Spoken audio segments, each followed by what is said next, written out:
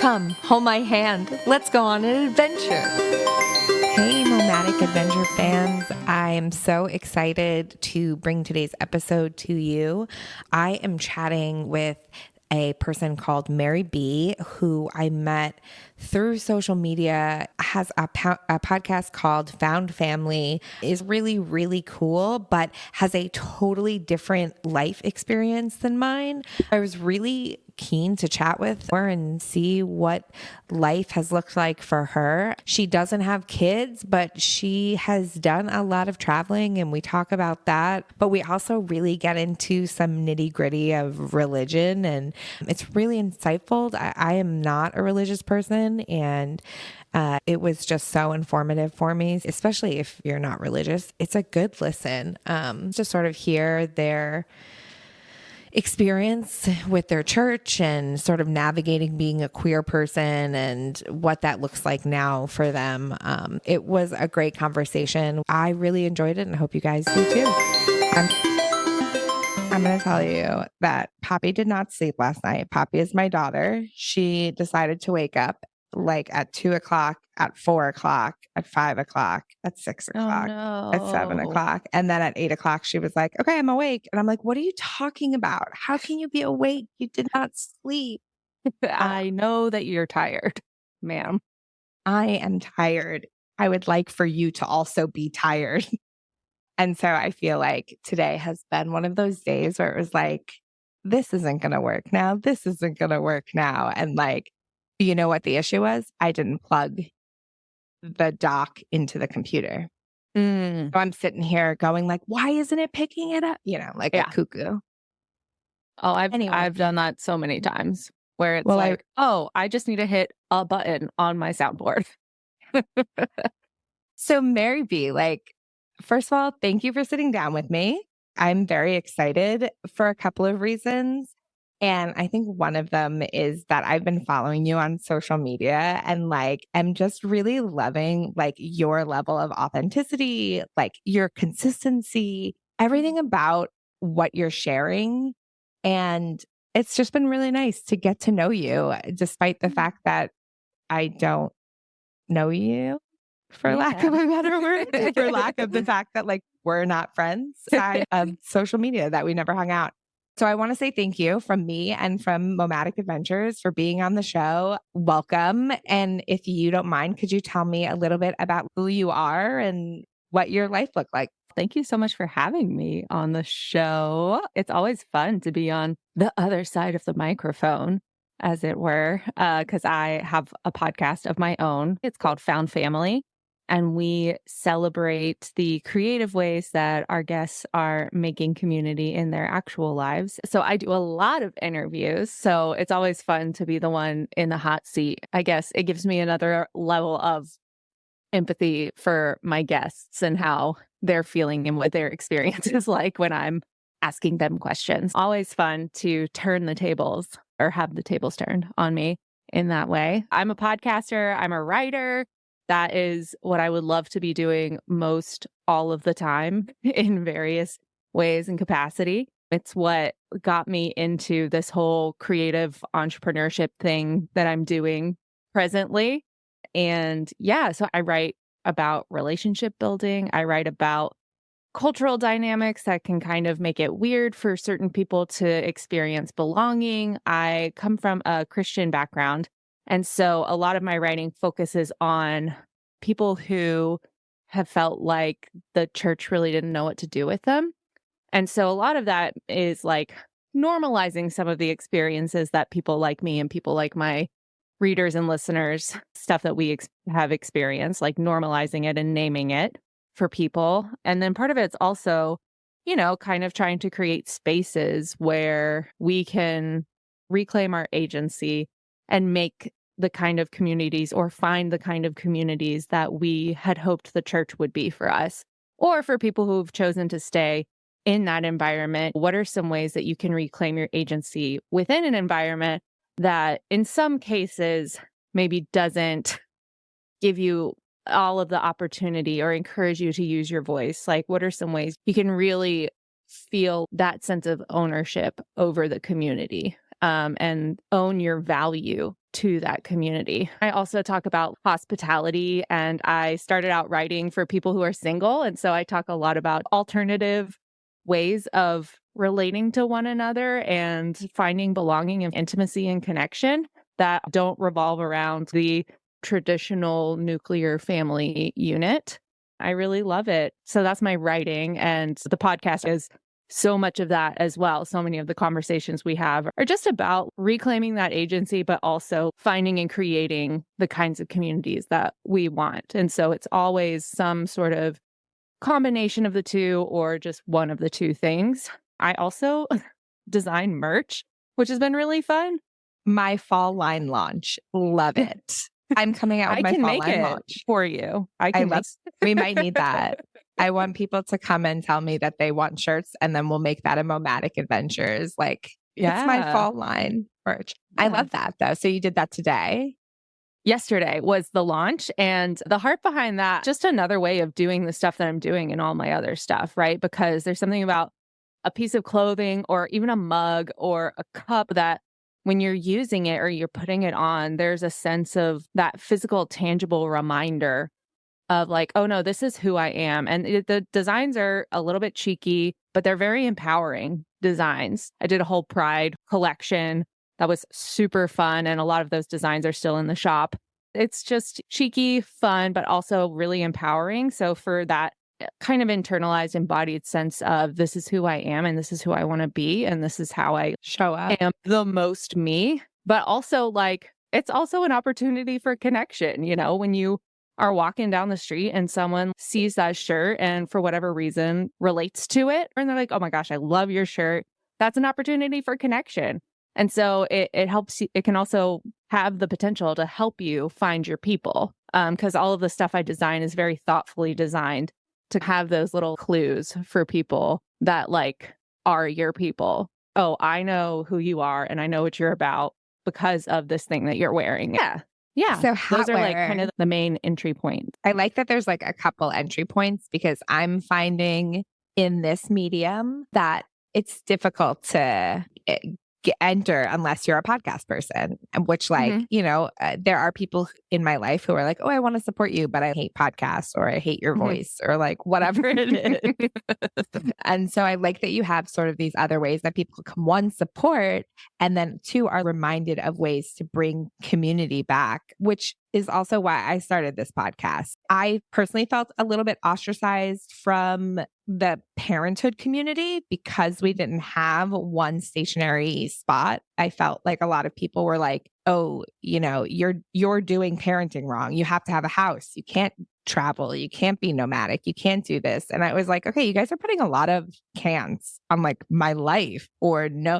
And that was my experience growing up in church. Just a lot of no's, a lot of you can't. I really like the idea of you building that community and saying that there's space for you, and then there's space for you still within this religious sphere as well. I found with traditional religion and church was that I felt I wasn't allowed to be myself there. And so I like that you're giving a voice and helping people find a way to be themselves, even if they stay in that situation or if they find a new place to be out of that situation. I love that you're doing that. I love that you're building community. And so I like that we're in the same community now, in my opinion. So you live in New York and you travel. I want to know a little bit about what travel sort of has been like for you in life. I've been fortunate to be able to do quite a bit of traveling in my life. I've been to, I think, 23 countries, I want to say. Most of that was in my 20s, like college into my 20s. 31 now? I was like, how old am I? I don't know. Were you born in 88? No, 90. I was born in the late 1900s, as the actual children say these days. They do not. Do they really say that? Oh, no. Which is, you know, they're not wrong, but not also wrong. It's like, oh, yeah, I like being in my 30s. So I don't, you know, I wouldn't go back to being in my 20s for anything. It was a time and I did it, and it's led me to who I am and where I am. And I am grateful for that. But I am also grateful to be in my 30s now. So that's my hot take on aging. All right, guys. So if the listeners are listening, do your 20s because you kind of have to, but then also do your 30s because you're in them. And then A big heart behind my podcast as well. When we talk about the making community in our actual lives, it's not some idealized future or romanticized past. It's the actual life that you're actually living and your actual context. So it's very on brand for me to feel that way, I guess.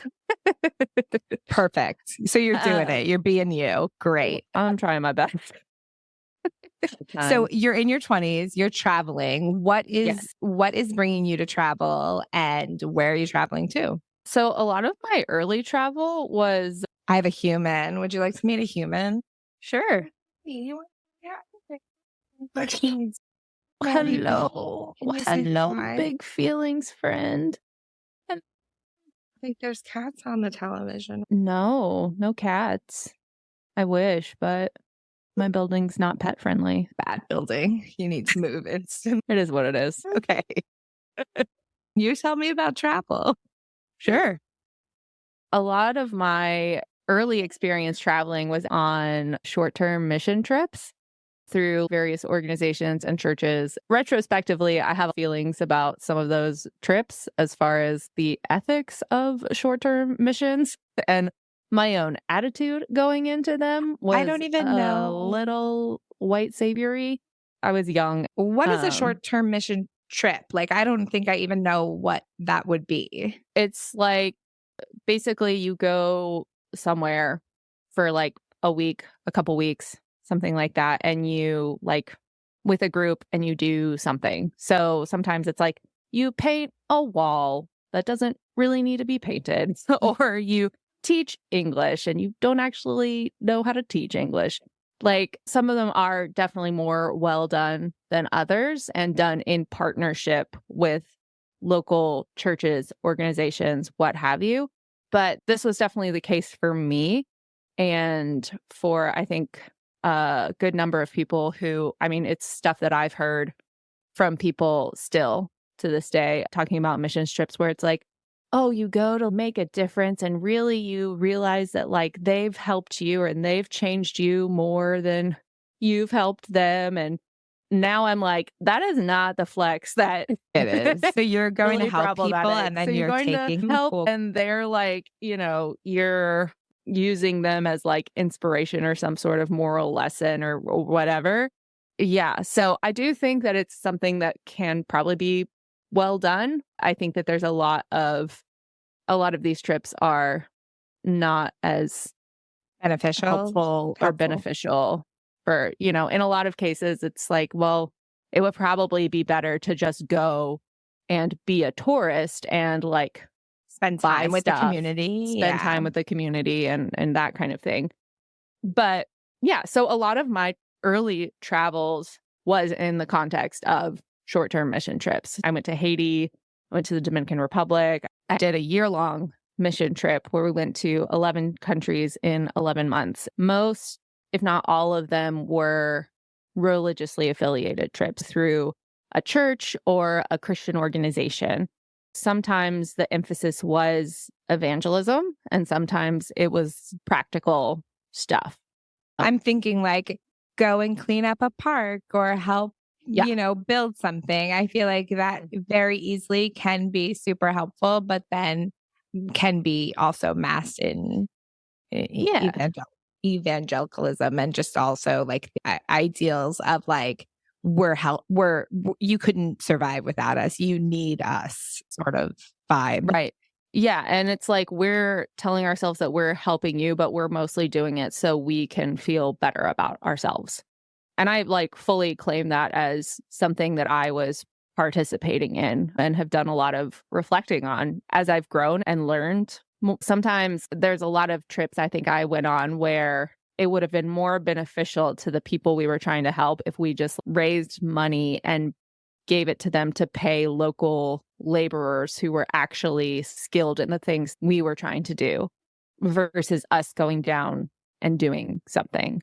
I know that like, I'm sure leaving the church and making your decision to sort of separate yourself from that was difficult, but I also can see how it has so much value, because I would just personally like to hear more about how you made that decision, how you came to see things that way while not separating yourself from your faith and continuing to, not to keep your faith while leaving your community, I guess is the word or the phrase I'm looking for here. Yeah. And yeah, I do have the hope of returning to a more traditional, institutional version of church sooner rather than later.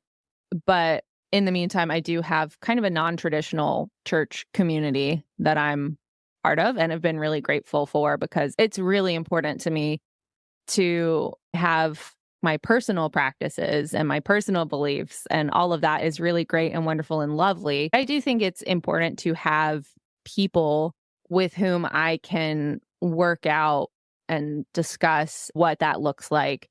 So I have a queer Bible study that I go to on Thursday nights, and it's all queer people, and we read the Bible and talk about it. It's a church for as non-traditional as it's not like a church building. It's not part of a denomination or anything, but it's become my church. And it's been a really, really important anchor for me as I've left the Sunday morning church experience. So I do want to cap the story I'm about to tell with that church can look like a lot of things to a lot of people. And I think what's been really important for me is fully our belief in the Christian tradition. I don't know if this is the case for other traditions. I'm just speaking from mine personally. Your experience, of course. That the church isn't just a building. It's not just these institutions that are sometimes run like businesses rather than like living, breathing organisms. But, it's the people. And so fully owning the fact that I am a member of this body, no matter what anybody says, no matter what, if I'm in an institutional church or finding fellowship with my people in another way, that's a true thing about me that isn't going to change regardless of what my practices look like. And that was a big thing that made it possible mentally, emotionally, spiritually for me to leave my last church, because I was part of it for 6.5 years. It was my first community in the city. I went my first Sunday that I moved here and stayed for 6.5 years. As of recording this, it's almost exactly a year from the day that I got the email releasing me from membership from that church. It's like a crazy time to be recording this and telling this story. Maybe kind of perfect, because it's all very fresh, even though it's been a year. I was part of that church for 6.5 years. It was a church that was what's known as complementarian, which means that women cannot have certain leadership roles. It's believed that men are kind of ordained by God and designed by God to be the pastors and the elders, and women have different roles, but they are equal in value, which is very separate but equal vibes. But yeah, I kind of knew that going in, and I knew I didn't agree with it. It was more that the people that I experienced and the community that I found there was good and felt good, able to maybe pick and choose or just not focus on that aspect of the community.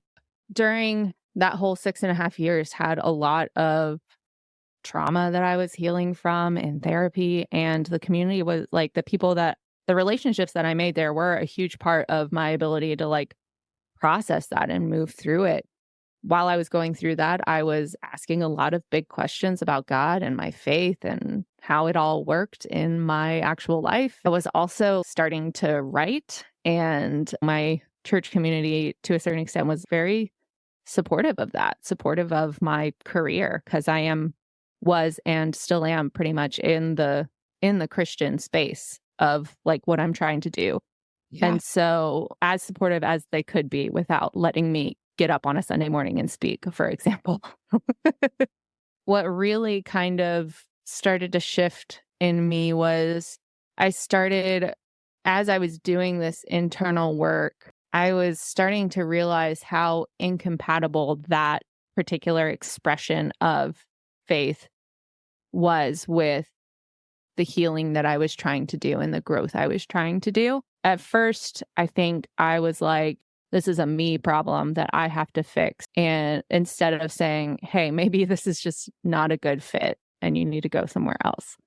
The way of approaching God, we'll say, in this faith, in this Christian tradition, they believe in something called total depravity, which means that humans are sinful at their core, at their base, and there is absolutely nothing we can do about it. And like God, because God is so holy, God couldn't even be around us in that state. And so Jesus had to come and die because we were such garbage humans.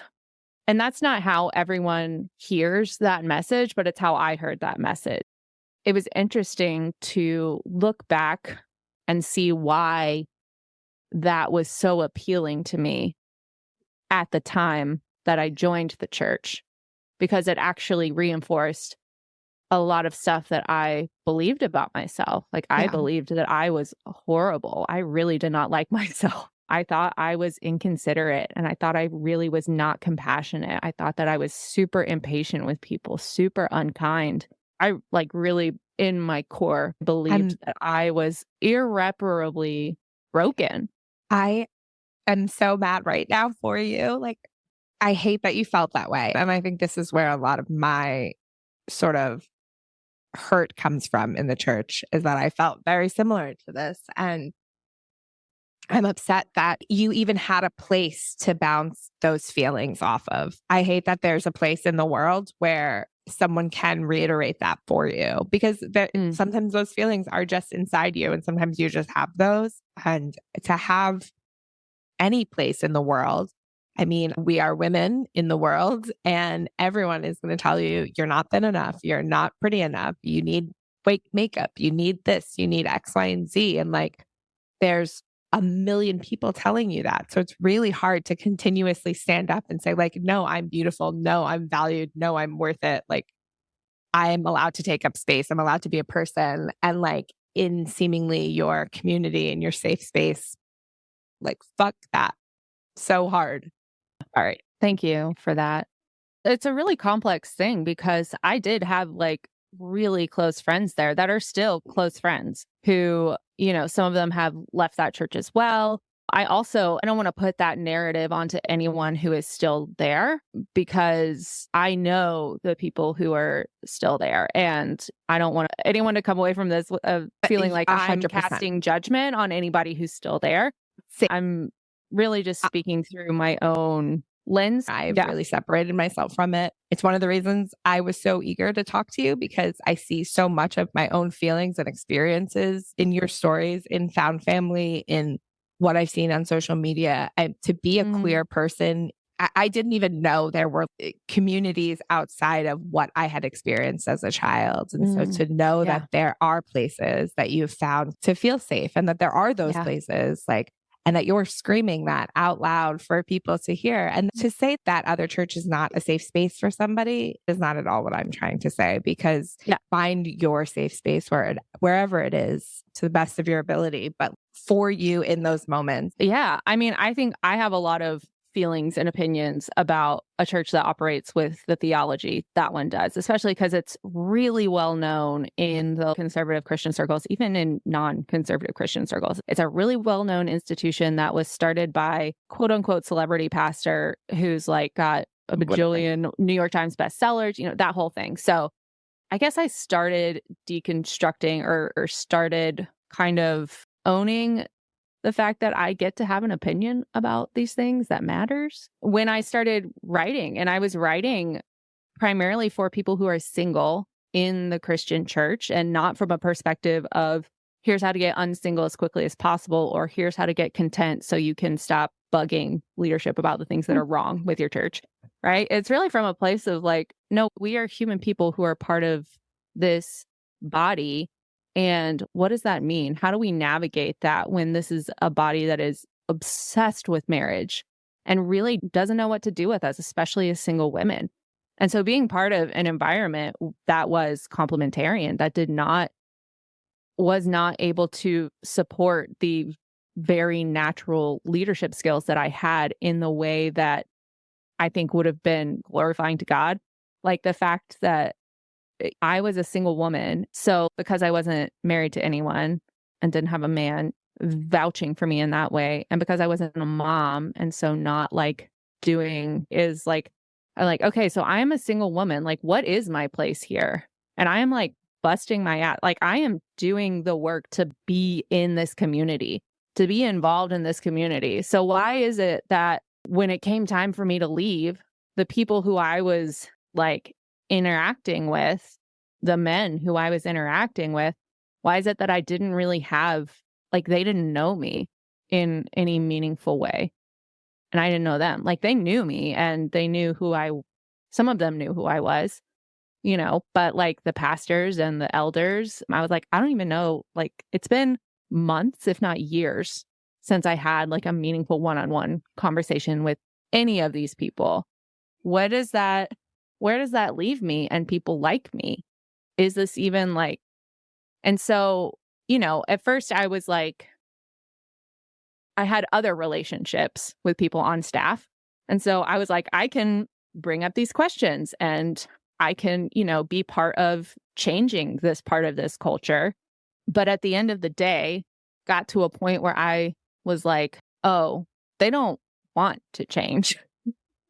That was really I was just they don't want to waiting. change. And they are very happy in that. What am I, even if there's like lip service to this, there's just the fact that like you're giving money and time and resources to like, there's a whole course for newly married couples that includes mentorship and all of this stuff, which is great and wonderful and lovely. And it is inclusive of people who are like in interfaith relationships, which is like a really big deal for a conservative Christian environment to be like, yes, we want to help you in your marriage, regardless in whatever of regardless, as long as it's heterosexual. The fact that you're saying that 50% of your church is single and you want to do stuff to support us, but that's what you're providing for married people on a regular basis. So you took the time to develop this curriculum that is led by staff and has congregational lay people who are also involved. But resources for single people, there was a counseling group through the counseling center, not through the actual church. It was a support group for single women. There's a certain point where even though people will be like, oh my gosh, what you're doing is so important. Oh my gosh, we need to support you. If that's not actually happening, then to believe the actions more than the words. Yeah. I'm just thinking like, so you had a therapy group for being single women. It was like it wasn't specifically for women, but it was something that the counseling center, this church was so big, they had their own counseling center, which was awesome, by the way. I'm all about that. Love yes. That there are mental health resources. It's how I found my current psychiatrist / therapist, who is incredible, saved my life, actually like legitimately, my life. Yes, 100. Right. So that's a great thing. There was a group, like a 5-week, 6-week group for single people, and a counselor was leading it who was single herself. And we just kind of talked about all of this stuff.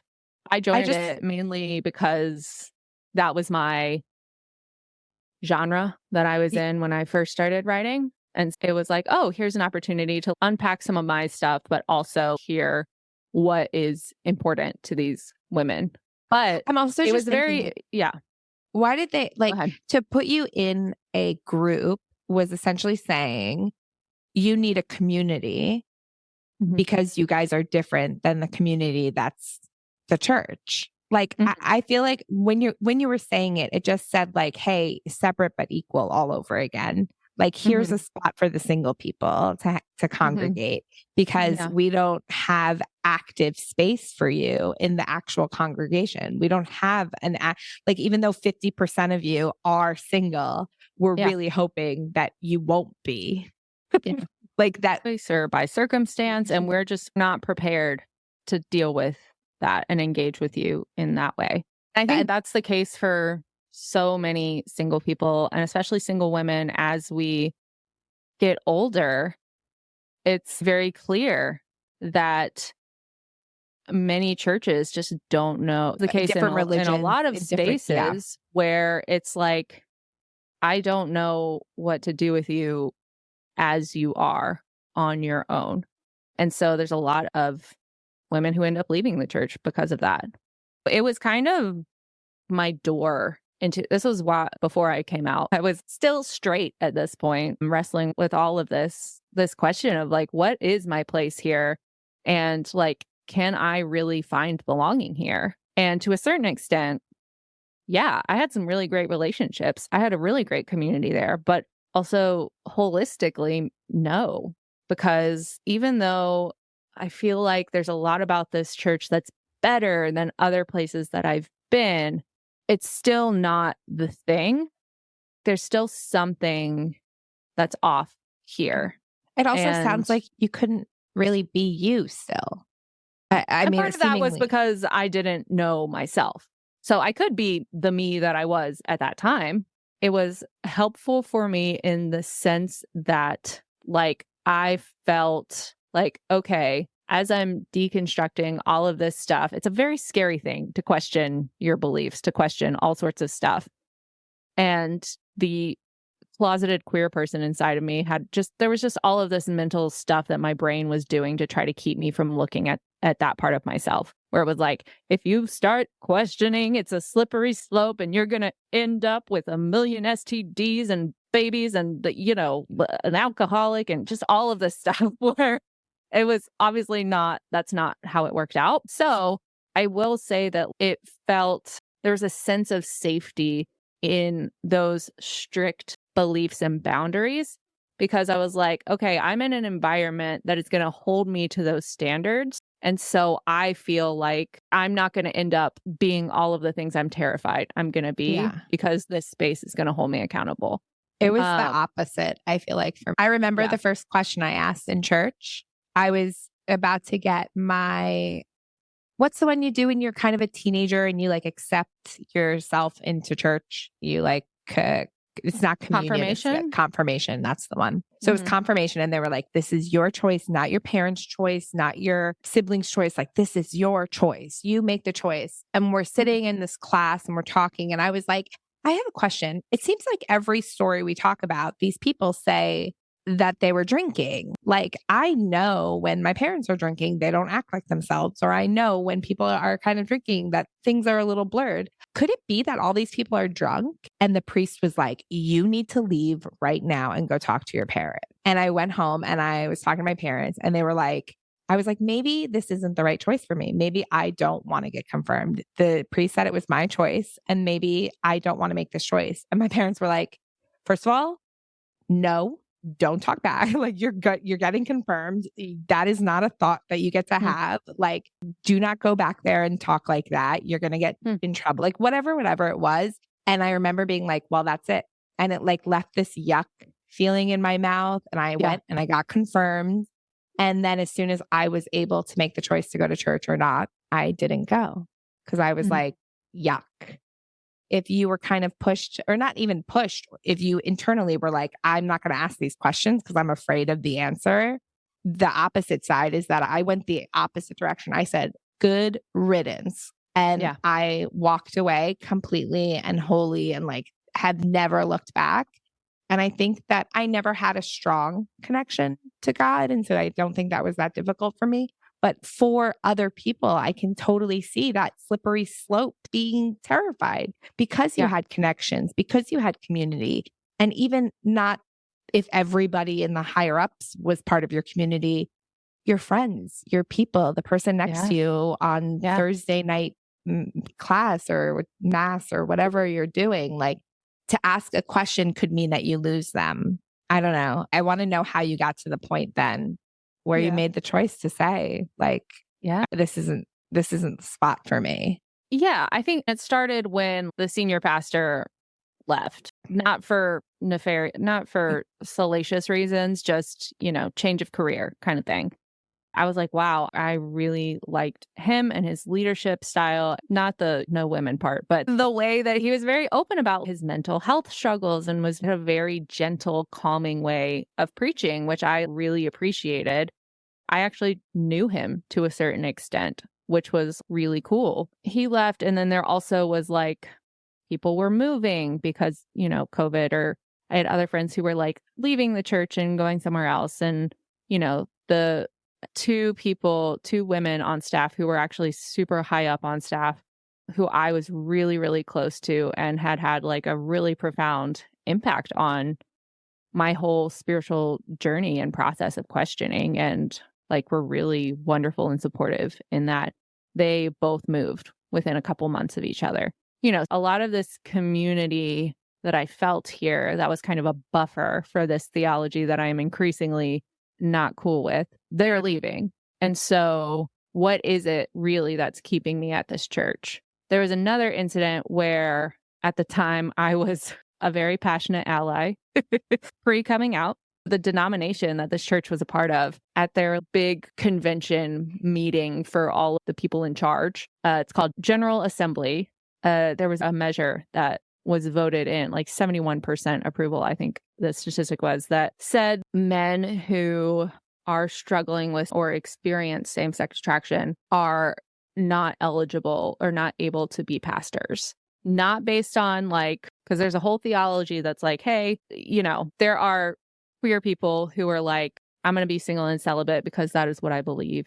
And that is like what is supposedly held up as ideal in that denomination. This is already a place where leadership is concentrated in a group of people who have a great deal of privilege. Men who are married and are now straight, right? This is a further step of consolidating leadership. Yeah. And taking into a group of people who already have a lot of privilege and taking it out of the hands of people who are marginalized and people who, like, this would be a person, right, who is single and celibate because they believe so earnestly in quote unquote God's design for marriage, right? Like, they believe that so deeply that they have committed themselves to be single and celibate for the rest of their lives. And you're telling me that that kind of person is ineligible for leadership simply because of something that they can't control? I was super upset because this was something that, now I do want to say that it passed, but it would have had to go, in order to actually be put into the bylaws or whatever, it had to go through a huge process of approval and whatnot. And it did not get to that point where it was actually put into practice. But like, just the fact that 71% of the dudes in this room were like, yes, that is a good idea. We should not be learning scripture from queer people. And they wouldn't even say queer people. They would say people struggling with same-sex attraction.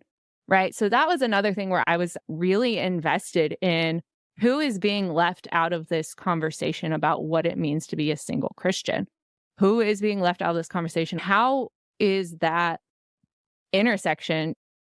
What are we missing as a church because these people are being left out of this, of this conversation? And it's a lot.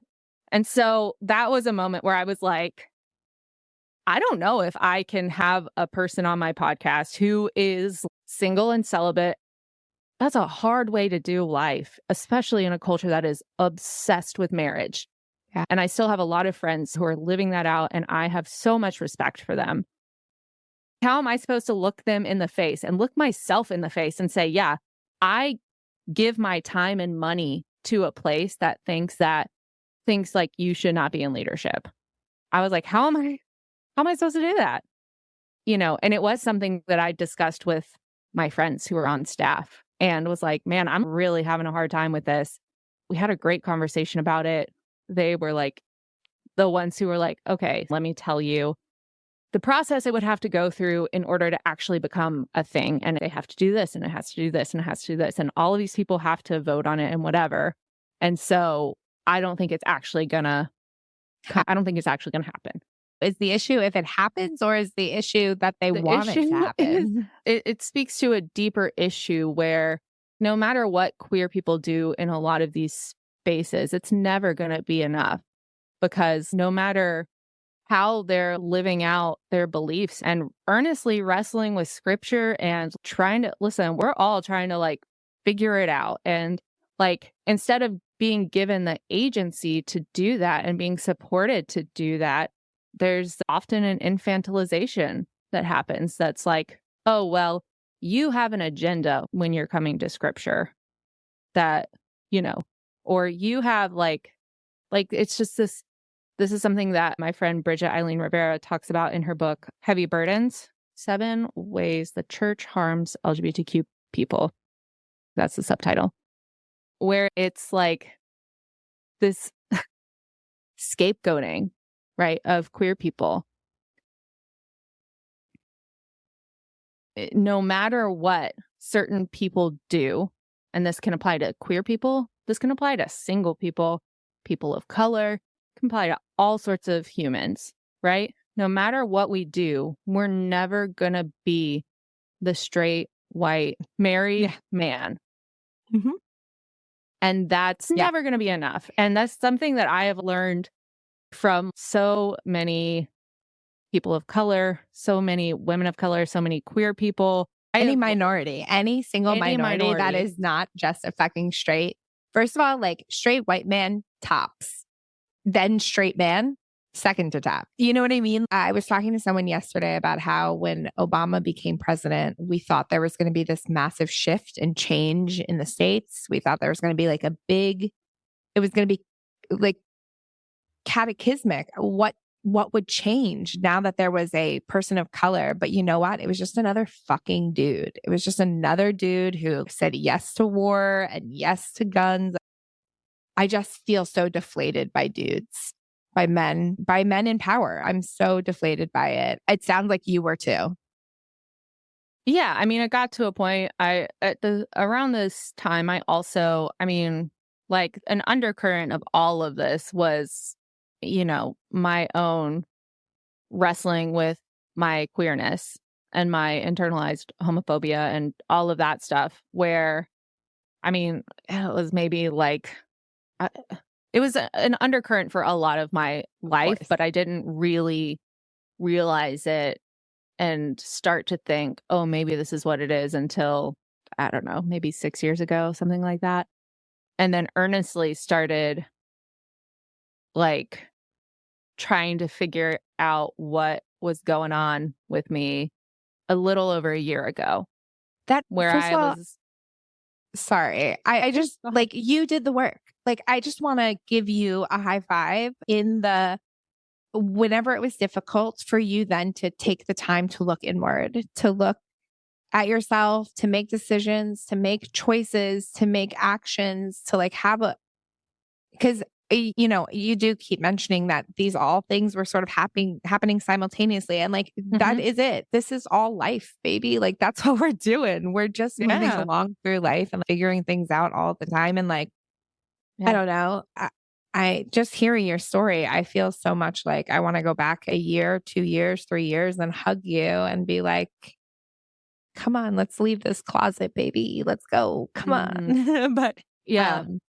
I was like, at the idea of any of these feelings, even like sexual feelings of any kind, by the way, like I would have a panic attack. So, I definitely took it in my own time and was very grateful for, I had this experience on my birthday. It would have been my 32nd birthday where I had an interaction with a woman who I'd like had a conversation with before, knew through various circles, but for whatever reason, ran into this person at a concert and just for the first time really noticed some of the phrases I was using and the ways I was feeling, like was really able to be like, that is the same way that I interact with dudes that I have that I think are really hot. So that was its own panic attack moment. But I did have two people who I like brought into that kind of moment with me. And one of them was a person in my church who had really been there with me and knew me and was part of my life. And I knew that she was on staff with the church as well, but I knew that she was non-affirming. But I also knew that she was a compassionate. Yeah. So like I had her, and then I had someone who was also a compassionate human who was affirming. Queer people always, in whatever form, have So you had relationships. the little Do the thing. So I had both. And again, both were people who I had deep relationships with, who knew me, who I knew, who I felt comfortable. Well, I didn't really feel comfortable. I kind of had to invite them into that because I was like, I can't kick this can down the road anymore. Yeah. I just can't do it.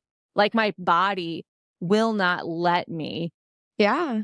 live with this tension and this anxiety and this pressure. I gotta sit with this. And I remember I was talking to one of the friends, the affirming one. She happened to be the affirming one. And I was like, man, it feels like because I'm the kind of person of once I have an inkling of something, I want to figure it out. I want to like waste no time, get down to analyze the hell out of it and be like, here's the name for it. Here's what it is. And now I can move forward. Yeah. But of course, that was obviously a very stressful prospect for me at the time. And so I told this friend, I said, I feel like this question of what I feel and for whom and what it all means is like a bear sleeping in the corner. And I'm so afraid to poke the bear because it's gonna change everything. And she was like, maybe you don't have to poke the bear. Maybe you can just let the bear sleep. And then when the bear wakes up, you can hang out with the bear and the bear will go back to sleep and then it'll wake up again. Like you don't have to poke the bear. If you're afraid of the bear, you don't have to poke it. You can just let this stuff be unknown and ambiguous and let it come up when it comes up. I don't have to stress myself out and harm myself.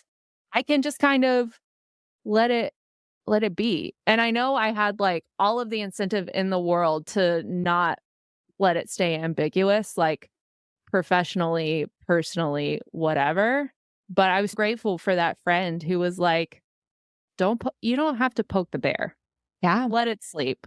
And like, it's going to come up when you're ready for it and when you're open to it. Sure enough, it took a year, but of it just kind of occasionally bubbling up and I would have these big feelings about it. But slowly but surely, I got more comfortable with the idea of being queer. And I had gotten connected with this amazing organization, Kaleidoscope, that does my queer Bible study. I knew there was a place for me, even before I was ready to say that it was a place for me.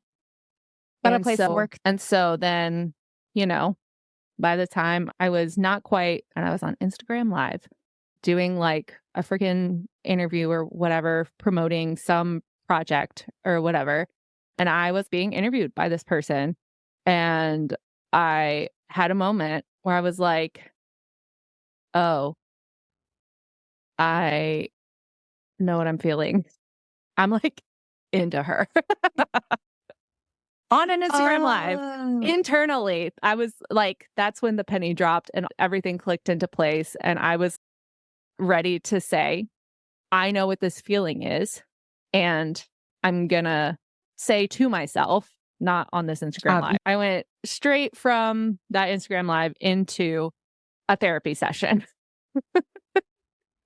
Thank goodness. And this was like, my therapist and I had talked about like sexuality stuff kind of more from a heterosexual framework before, quite a bit. But this was the first time that I mentioned to him that this was even like a thing that I was thinking about. So I was like, hey, I'm kind of like freaking out because I just had this interaction on Instagram Live and I'm into her and I think that means that I'm like queer in some way and I don't know what to do. He was like, oh, okay. Let's talk about it. I was so grateful. I was obviously very caught up in the fact of this is a female person who I am attracted to. And what does that mean for this career that I'm trying to build as a Christian nonfiction writer? What does this mean for the church community that I'm part of that is not affirming? What does this mean for my relationships and blah, blah, blah? Like I was so stuck in that I couldn't even process what I was feeling. Let's just for now take the question of this person's gender out of the equation. And let's just talk about them as a human. What is it about this human that you're attracted to? What do you know about them? Do you know if they're queer? Would they be a good partner for you? Let's talk about those things and bring us back down to earth and this moment and this person. Yeah, as opposed to the, oh my goodness, I'm queer. My church is going to kick me out. I'm going to marry this person, or I'm going to date this, like you're 26. Yeah. That's when I came out to myself, and I pretty quickly felt comfortable with using the word bisexual to describe myself. So started coming out to my friends and was like, just really knew that it was the nail in the coffin on my time at this church. Because I had come to a place where I was affirming of queer relationships. And that was fine in theory if I had this belief personally and was not going to make a whole big thing of it.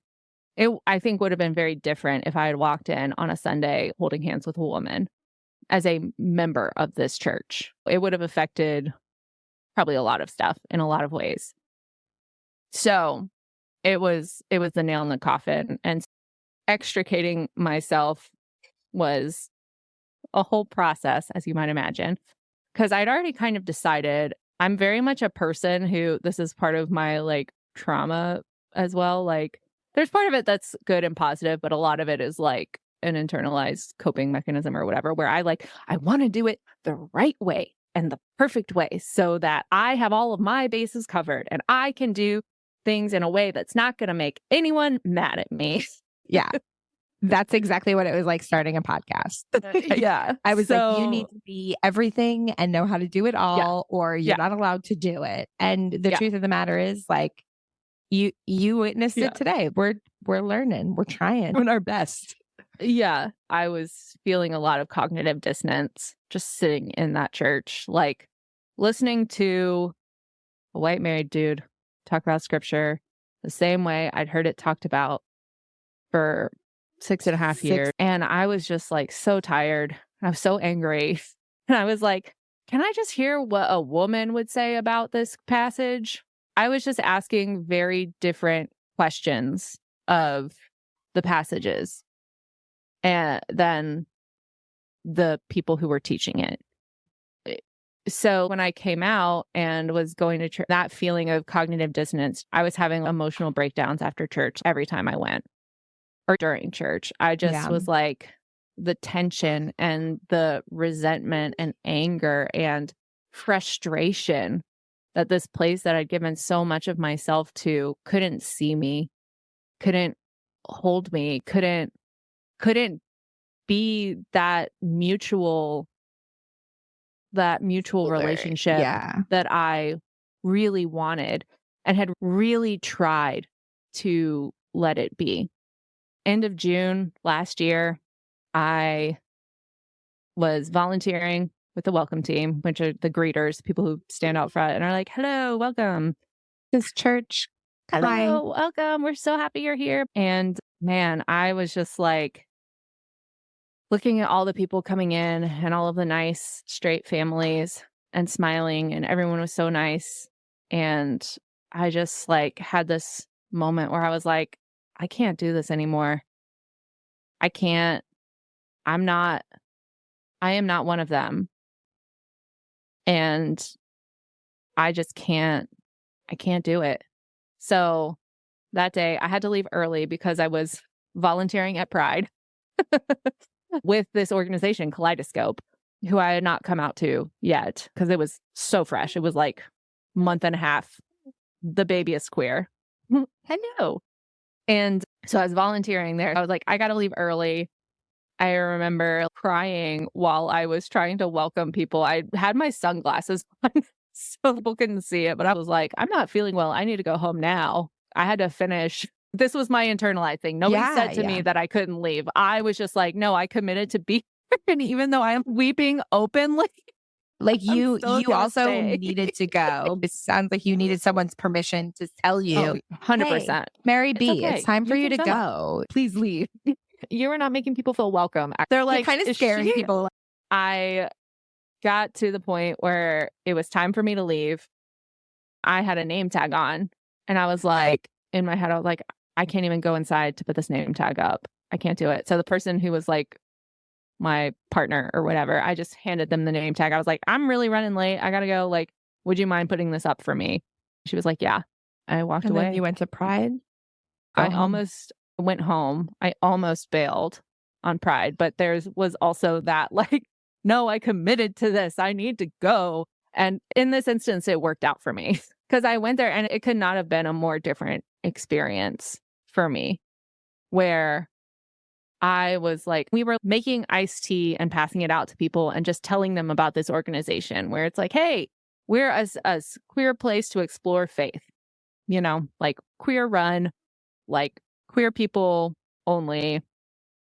And it's a safe space for you to explore the Christian faith and what a relationship with God would be and who God is.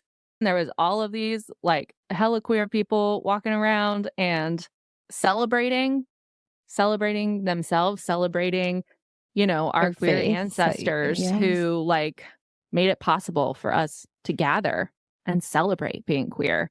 They had a whole group of people who had like apology signs. Needed to hear that though. Like even just for me in that moment, I'm sorry that my theology was more important than you is like, wow. And they also had parents in another section of Pride offering free mom and dad hugs. Or I was like, no, this is also the church. What I am doing and experiencing here. In no way am I being incentivized to hide any part of myself. And actually, this part of myself that I was so ashamed of and so afraid of for so long is like valued here and celebrated here and like is seen as something important to who I am and how I understand God. And so it was just like the most perfect, beautiful way to close out that day, I guess. Yeah. Was like that's kind of what I'm thinking. Dancing like while I was mixing up iced tea and like handing it out to people and like just, like someone, I had like no queer stuff at the time. So I stopped by a booth and picked up a little bi pride pendant. And a bisexual person gave me their extra bi flag, which is here and all of that. It was like, oh, yes, here, you're one of us. You are important here. And we're so glad that you're here. Yeah. Versus, how I had felt just hours before that. That's what I'm thinking. Like such a juxtaposition or like not even like just such a drastic difference between your morning to your evening. And I could totally see the shift in your heart, I'm sure, just in that day of going from one place where you feel so lost, so unsure, and so just that anxiety like beaming through you to a place where you're free, just making the iced tea, getting hugs and hearing I'm sorry's. Like that can just be so affirming and reminding that like God and you can take up the same body and take up the same space without having to confine yourself or change who you are. I love that you found that. And I love that you are reiterating that for people who may not have found it yet. Yeah. So that's like my last Sunday there. I was a member of the church. So the story of like getting released from membership is a whole other ill of beans. That was like such a fucking train wreck. But I want to say that overall, like my coming out experience was absurdly beautiful because my people are just the best people. Yeah. And I was so fortunate to be here in New York and get connected with the organization that I got connected with, Kaleidoscope, and like to have that as a place to land that's like filled with people who are like, yeah, we get it. And who are like, it's also very minority white as a group, which is so cool and helpful for me and was exactly what I was looking for in a lot of ways because it's so different from where I was before. And so the conversations we have about the Bible are so intersectional and interesting and really have shaped my understanding of who God is in such a cool and profound way and has changed my relationship with the Bible as well. I feel like it's such an honor to be part of that community. I feel so fortunate that I get to go and make these friends and really learn from each other and support each other. I do want to say thank you truly from the bottom of my heart for sharing that whole story. One, community is so important, but for me personally, I feel like this conversation was healing for the child in me. Some of the things, just hearing you say, I feel like I wish that my parents could one day say to me, that one day there's this acceptance and love that doesn't have to be contradictory to God or Jesus or your faith in any sense of the word, like that those two things can stand next to each other and hold the same space in your heart, I think is really beautiful. So I thank you. I do have to go be a parent again, but before we go, I would like for you to just let us know where people can find you, what things you've got going on in your life that we can do to support you. Yeah, thanks for that. I am on Instagram and TikTok at MaryB.Safrit. I also have a Substack where I write. That's primarily where I'm writing these days. It's marybsafrit.substack.com. And I have a free monthly post essay that I do that gets sent out to my subscribers. And I also, if you want more frequent words from me that are a little spicy, it's my MaryB Unfilter list. It's $5 a month, but we have a great time with that group. I told my whole 9-part coming out story for them, and it's a lot of fun. I love having that space and those people to engage with my writing. My podcast, your is podcast available pretty much wherever you want to listen to podcasts. I have a whole batch of interviews that are about to start dropping on the 3rd of September, which is next week as of recording this. I get to talk to the best, coolest, most incredible humans, and it is so fun to me that I get to just fangirl them and point people in their direction. Some fantastically interesting conversations. The first one that's going to come out is with a woman named Lindsay Myers, who has a company called Created Colorful, which is a color analysis clothing thing. But our conversation, we talked about body image and the ways that clothes can help us express ourselves and find our people. And it was such a great, deep, wonderful, lovely conversation. And she is such a lovely human. That's just one of the many conversations that we have coming out starting on the 3rd. So that's Found Family with MaryB Safrit. And we're on Apple, we're on Spotify, we're on all sorts of places. And your fall clothing line just dropped yesterday. It just dropped yesterday. So if you are as annoyed with summer as I am, you can manifest fall by buying a sweatshirt or a beanie or a mug. I am wearing one of my hats right now. And so, we've got Pray the Gay Will Stay is one of my designs that I really love. I am my best customer. I'm going to say that right now. I think you should be. So much of my own stuff. But got merch, and it's all fun, empowering, and cheeky as well. It is, the cheeky clapback that you want to. Yeah, I truly love that. I also think I might start a clapback line just because I feel like I need to quote cheeky phrases from each episode. Pray the Gay Will Stay is going to be my favorite phrase of the week. I'm going to use it. Instead of very demure, I'm going to say, pray the gay will stay. Just for anybody who knows about internet trends. I know. Yeah, we'll start the next one. Yeah. Well, thank you again. And I'll, tag everything in the things and you can just read everything. And thank you for being here and go check out Yeah. Found Family and everything else, MaryB Schaefer. And just thank you. Thank you from me and thank you.